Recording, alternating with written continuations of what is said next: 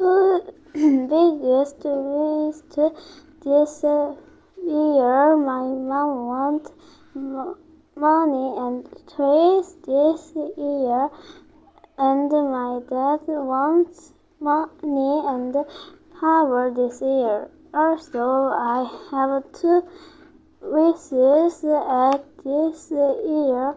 First thing is tree, because I love go on tree. When I go on a trip, I was very excited. So my mom had to care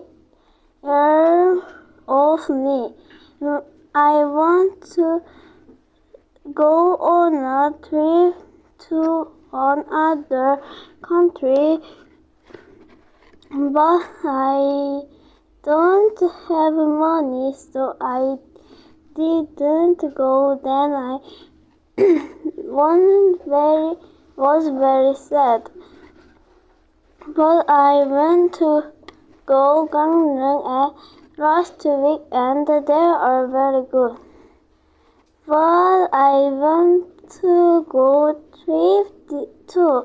Second thing is magic. I want to get study fast magic.